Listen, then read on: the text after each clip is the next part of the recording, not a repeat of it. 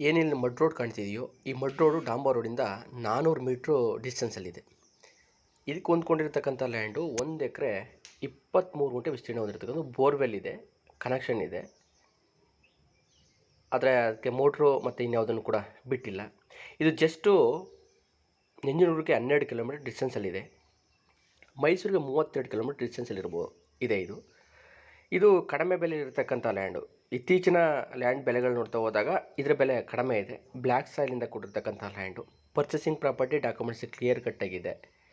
ಯಾರಿಗಾದರೂ ಇಷ್ಟ ಇದ್ದರೆ ಕಾಲ್ ಮಾಡಿ. ಡ್ರಿಪ್ ಇರಿಗೇಷನ್ನು ಕೂಡ ಪೂರ್ತಿಯಾಗಿದೆ ಈ ಲ್ಯಾಂಡ್ಗೆ. ಇಲ್ಲೇನು ಕಾಣ್ತಿದೆ ನೋಡಿ, ಈ ಲ್ಯಾಂಡು.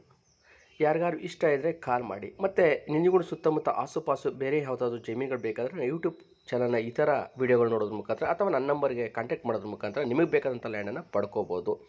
ಹೆಚ್ಚಿನ ವಿವರಗೋಸ್ಕರ ಮೇಲೆ ಡಿಸ್ಪ್ಲೇ ಆಗ್ತಕ್ಕಂಥ ನಂಬರ್ಗೆ ಕಾಲ್ ಮಾಡಿ.